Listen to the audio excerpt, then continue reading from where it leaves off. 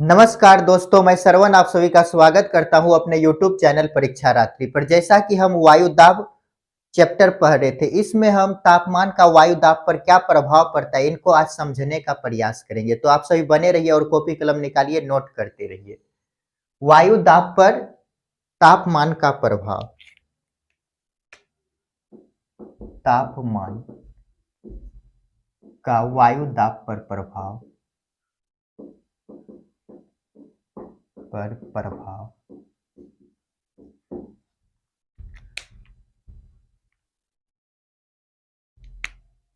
मान लेते हैं शांत वायुमंडल है।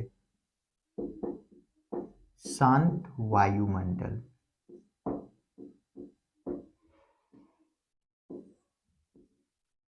तापमान में वृद्धि हो गया,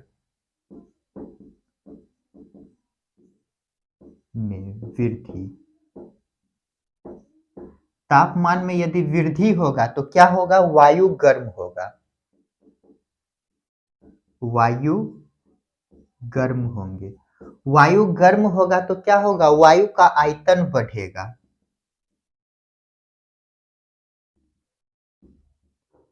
आयतन बढ़ेगा। आयतन बढ़ेगा तो इसकी सघनता क्या होंगे? कम होगा। सघनता कम होंगे। सघनता कम होगा तो वायु दाब क्या होगा? कम होगा। वायु दाब क्या होंगे? कम होंगे। वायु दाब कम होगा तो लो प्रेशर बेल्ट का निर्माण होगा। निम्न वायु दाब, लो प्रेशर बेल्ट का निर्माण होगा। और यदि तापमान में क्या आ जाए? कमी आ जाए। तापमान में कमी, यदि तापमान में कमी आएगा तो वायु क्या होगा? ठंडा होगा। वायु ठंडा होगा। वायु ठंडा होने पर क्या होगा? इसका आयतन घट जाएगा।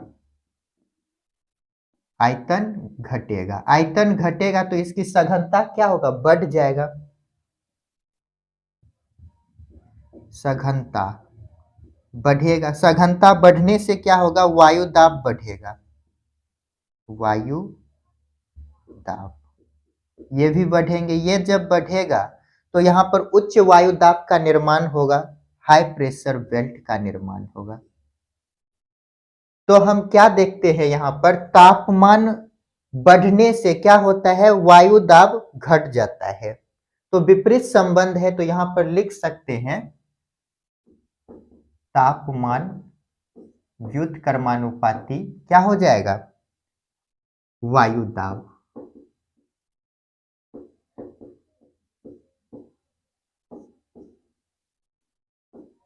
हम क्या देखें?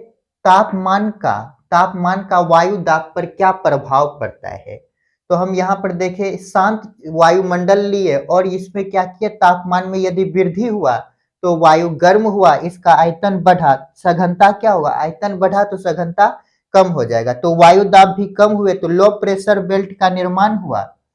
और यदि तापमान में कमी किए तो वायु ठंडा हुआ, आयतन कम होने से सघनता बढ़ा और वायु दाब में वृद्धि हुई, जिससे हाई प्रेशर बेल्ट का निर्माण हुआ। तो हमको यहाँ से पता चलता है, ये जो उच्च वायु दाब और निम्न वायु दाब का निर्माण हो रहा है, इससे हमको पता चलता है वायु दाब, ताप में यदि वृद्धि होता है तो वायु दाब क्या होता है? कम होता है। देखिए यहाँ पर ताप में वृद्धि हुआ, वायु दाब कम हुए। यहाँ पर ताप में कमी आया, वायु दाब बढ़ा। विपरीत संबंध है तो तापमान व्युत्क्रमानुपाती वायु दाब हुआ। इनको एक डायग्राम के माध्यम से समझते हैं। मान लेते ये पृथ्वी है, ये 0 डिग्री है। क्या है? 0 डिग्री। यहाँ पर क्या है? लो प्रेशर बेल्ट का निर्माण है। 0 डिग्री है, लो प्रेशर बेल्ट, निम्न वायु दाब पेटी है। लेकिन जब हम यहाँ से ऊपर जाते हैं और नीचे आते हैं, ठीक, तो यहाँ पर क्या है? तापमान अधिक है। टेम्परेचर इस जो एरिया जो देख रहे हैं, ये 0 डिग्री, यहाँ पर क्या है? टेम्परेचर अधिक है, ठीक, जिसके कारण लो प्रेशर बेल्ट का निर्माण हुआ है।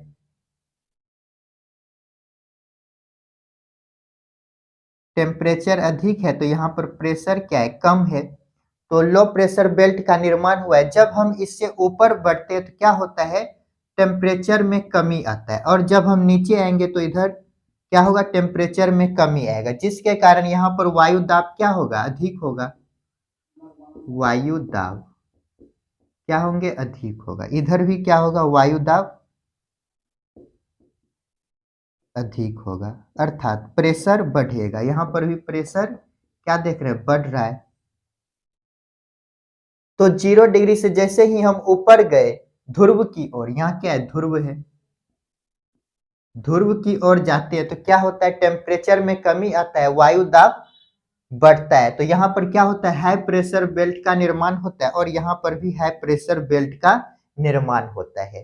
तो जल्दी से इनको नोट कीजिए और आगे समझने का प्रयास करते हैं। तो चलिए इनको मिटाते हैं और देखने का प्रयास करते हैं। पृथ्वी पर कितने हाई प्रेशर बेल्ट है और लो प्रेशर बेल्ट है, उनको समझते हैं।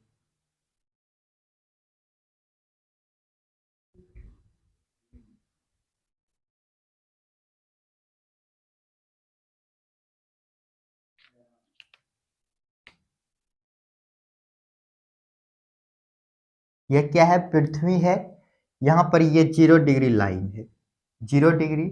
यहाँ पर क्या है, तो लो प्रेशर बेल्ट का निर्माण है, लो प्रेशर बेल्ट, ठीक। और ये मान लेते 30 डिग्री है, 30 डिग्री नॉर्थ, और यहाँ पर नीचे है 30 डिग्री साउथ, और ये मान लेते 60 डिग्री है, 60 डिग्री साउथ, ये है 60 डिग्री नॉर्थ, और ये है 90 डिग्री नॉर्थ, 90 डिग्री साउथ। तो हम यहाँ पर देखें लो प्रेशर बेल्ट का निर्माण हुआ, और यहाँ पर हम देखें हाई प्रेशर बेल्ट का निर्माण हुआ। यहाँ पर भी हाई प्रेशर बेल्ट का निर्माण होगा। ये जो देख रहे हैं ये 30 डिग्री, यहाँ पर भी क्या होता है, तो ये जो एरिया देख रहे हैं यहाँ पर भी हाई प्रेशर बेल्ट का निर्माण होता है। यहाँ क्या होगा, हाई प्रेशर बेल्ट का निर्माण। तो यहाँ पर लिखते हैं हाई प्रेशर बेल्ट का निर्माण होगा। फिर ये जो 60 डिग्री है यहाँ पर लो प्रेशर बेल्ट का निर्माण होगा। इसी प्रकार यहाँ जो 30 डिग्री देख रहे हैं यहाँ पर क्या होगा, हाई प्रेशर बेल्ट का निर्माण, और यहाँ पर लो प्रेशर बेल्ट का निर्माण। क्यों होता है, जब यहाँ पर गर्मी करती है लो प्रेशर बेल्ट के कारण यहाँ से वायु ऊपर जाते हैं, ठीक। और यहाँ पर भी देखते हैं लो प्रेशर बेल्ट है तो यहाँ से भी वायु नीचे आएगा। इसी प्रकार ये यहाँ पर भी होंगे, यहाँ पर भी ये नीचे हाई प्रेशर बेल्ट की ओर आएंगे, और यहाँ लो प्रेशर बेल्ट से ये यहाँ पर आएंगे। ये देखें, फिर हम क्या देखते हैं, यहाँ जो ये लो प्रेशर बेल्ट है यहाँ से वायु ध्रुव की ओर आएंगे यहाँ पर, और यहाँ पर भी क्या होगा, ऊपर जाएगा, इसे करके जाएगा। तो हम यहाँ पर 0 डिग्री पर क्या देखते हैं, 0 डिग्री पर यहाँ पर क्या होता है, तापमान अधिक होने के कारण यहाँ पर निम्न वायु दाब का निर्माण होता है। यहाँ से वायु का क्या होता है, आरोहण होता है, वायु का आरोहण, आरोहण होता है, और लो प्रेशर बेल्ट का निर्माण होता है, लो प्रेशर बेल्ट। और यदि देखिए 30 डिग्री पर क्या होता है, 30 डिग्री पर, तो यहाँ पर यदि देखते हैं तो क्या होता है, यहाँ पर अवरोहण होता है, यहाँ पर वायु आ रहा है तो क्या होता है, वायु का अवरोहण, वायु का अवरोहण, अवरोहण हुआ, और यहाँ पर हाई प्रेशर बेल्ट का निर्माण हुआ, हाई प्रेशर बेल्ट का निर्माण हुआ। और यदि 60 डिग्री पर देखते हैं तो क्या होता है, ये जो 60 डिग्री है यहाँ पर दो विपरीत हवा, दो विपरीत धारा वाले हवाओं का क्या होता है, मिलन होता है, दो विपरीत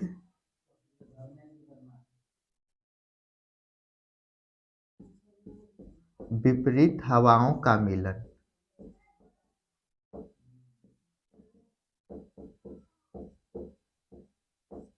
यहाँ जो 30 डिग्री पर जो देख रहे हैं हाई प्रेशर बेल्ट का निर्माण होता है, वायु का अवरोहन होता है, किस कारण होता है? तो पृथ्वी के घूर्णन के कारण, पृथ्वी के अभिकेंद्रीय बल के कारण। जब पृथ्वी घूमती है तो क्या होता है? अभिकेंद्रीय बल उत्पन्न होते हैं। तो इसी को यहाँ पर लिखते हैं पृथ्वी के घूर्णन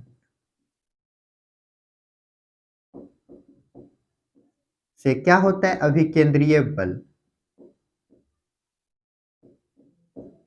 अभिकेंद्रीय बल उत्पन्न होते हैं, जिसके कारण यहाँ पर क्या होता है? वायु का अवरोहन होता है। ये अभिकेंद्रीय बल क्या है? जब पृथ्वी घूमती है, ठीक, तो इसके केंद्र की तरफ एक बल लगता है जिसको क्या कहते हैं? अभिकेंद्रीय बल, जिसके कारण यहाँ पर वायु का क्या होता है? अवरोहन होता है। और यदि 30 डिग्री यहाँ 90 डिग्री पर देखें तो यहाँ क्या है? प्रेशर बेल्ट, तो यहाँ पर वायु क्या होते हैं? बैठती है। यहाँ पर हाई प्रेशर बेल्ट का निर्माण है, यहाँ पर वायु आकर के क्या होगी? स्थिर होंगे, बैठेंगे। तो क्या देखें, ये जो 90 डिग्री है यहाँ पर वायु आकर बैठती है, यहाँ वायु आकर बैठती है।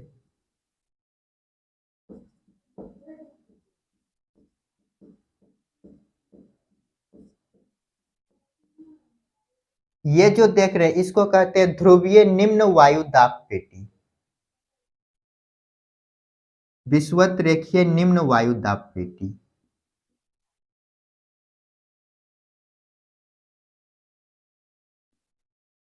विषुवत रेखीय निम्न वायु दाब पेटी, निम्न वायु दाब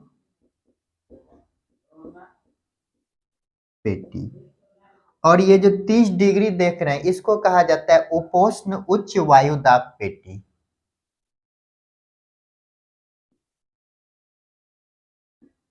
उपोष्ण उच्च वायु दाब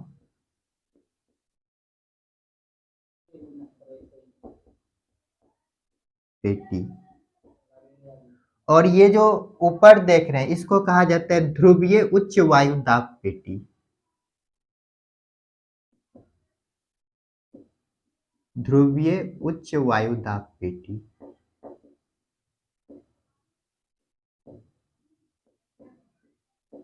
पेटी। और ये जो 60 डिग्री देख रहे हैं इसको कहा जाता है उप ध्रुवीय निम्न वायु दाब पेटी। यहाँ पर क्या होता है? लो प्रेशर बेल्ट का निर्माण होता है, यहाँ पर हाई प्रेशर बेल्ट और यहाँ पर लो प्रेशर बेल्ट। तो इसको क्या कहते हैं? उप ध्रुवीय निम्न वायु दाब पेटी। उप ध्रुवीय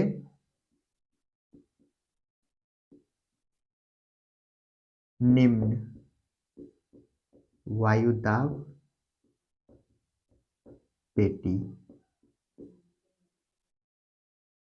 तो हम यहाँ पर क्या देखें, ये जो 0 डिग्री है यहाँ पर से क्या होता है? वायु का आरोहण होता है, वायु ऊपर जाते हैं हाई प्रेशर बेल्ट की ओर। तो हम यहाँ पर लिखे 0 डिग्री पर क्या होता है? वायु का आरोहण, जिसके कारण यहाँ पर लो प्रेशर बेल्ट का निर्माण होता है। और 30 डिग्री पर क्या होता है? तो यहाँ पर वायु का अवरोहण होता है। यहाँ पर देख रहे हैं वायु क्या हो रहा है? आकर के यहाँ पर रुक रहा है, तो यहाँ पर क्या हो रहा है? वायु का अवरोहण हो रहा है। तो यहाँ पर लिखे वायु का क्या होता है? 30 डिग्री पर अवरोहण, जिसके कारण यहाँ पर हाई प्रेशर बेल्ट का निर्माण होता है। उसके बाद फिर यदि 60 डिग्री पर आए तो यहाँ पर क्या देखें हम? यहाँ पर दो विपरीत हवाओं का क्या होता है? मिलन होता है। यहाँ पर दो विपरीत हवाओं का मिलन होता है। ठीक, कैसे होता है? तो यहाँ से इसको जो है कि आगे समझने का प्रयास करेंगे। और 90 डिग्री जो यहाँ पर है, यहाँ पर क्या देखें? वायु आकर के, ये जो 90 डिग्री है यहाँ पर वायु आकर के क्या होती है? रुकती है, स्थिर हो जाते हैं। तो चलिए इनको मिटाते हैं और आगे समझने का प्रयास करते हैं।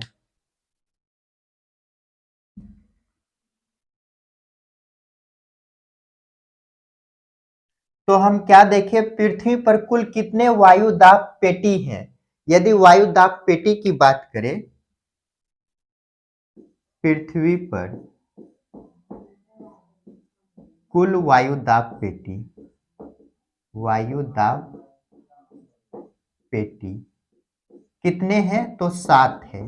कितना है? 7। कौन कौन है? तो पहले हम एक यहाँ लिए, 2 3 4 5 6 7 ऐसे करके जोड़िए। एक यहाँ हो गया, 2 ये 3 हो गया। फिर इधर जब आते हैं तो 1 2 और 3, एक यहाँ हो गया, ये 0 1 हो गया। तो कितना हो गया टोटल? तो 3 3 6 1 7, तो टोटल वायु दाब पेटी कितना है? 7 है। और 7 में 3 पेटी जो है, 3 पेटी और 4 पेटी, ये जो 3 पेटी देख रहे हैं इसमें 0 degree, 90 degree north, 90 degree south. ये कैसा पेटी है? तो ताप्य जनित पेटी है। कैसा है? ताप्य जनित पेटी।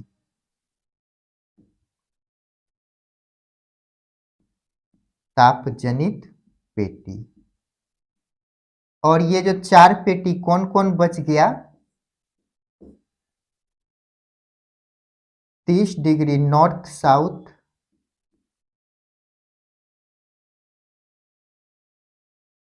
और 60 डिग्री नॉर्थ और 60 डिग्री साउथ।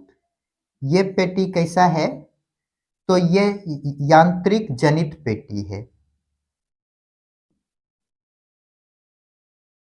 यांत्रिक जनित पेटी। तो हम यहाँ पर देखें पृथ्वी पर कुल कितने वायु दाब पेटी हैं? तो 7 है, जिसमें 3 कैसा है? 0 और 90 डिग्री नॉर्थ साउथ, ये ताप्य जनित वायु दाब पेटी है। और 4 पेटी 30 डिग्री नॉर्थ साउथ और 60 डिग्री नॉर्थ साउथ, ये कैसा है? तो यांत्रिक जनित वायु दाब पेटी है। जल्दी से इनको नोट कीजिए। और ये जो एरिया देख रहे हैं इसको बोला जाता है हेली सेल, हेडली सेल।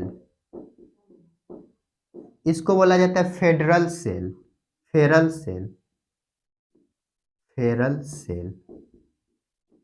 और ये जो देख रहे हैं इसको ध्रुवीय सेल बोला जाता है, ध्रुवीय सेल। तो ये भी याद रखिएगा, ये जो है 0 से 30, ये हो गया हेडली सेल, और यहाँ पर फेरल सेल, और यहाँ पर ध्रुवीय सेल। यहाँ पर फेरल सेल, फेरल का नियम काम करता है, इसी के कारण इसका नाम फेरल सेल पड़ा है। यहाँ पर ध्रुवीय सेल हो गया, ये ध्रुव के समीप है, और ये हेडली सेल है। तो जल्दी से इनको नोट कीजिए। तो दोस्तों आज के लिए इतना ही। मिलते हैं नेक्स्ट क्लास में, जिसमें हम यह जानने का प्रयास करेंगे वायु की दिशा को निर्धारित करने वाले कौन कौन कारक हैं। तो उनको जानने के लिए आप सभी बने रहिए। मिलते हैं नेक्स्ट क्लास में। अपने माता पिता का सम्मान कीजिए और पढ़ते रहिए।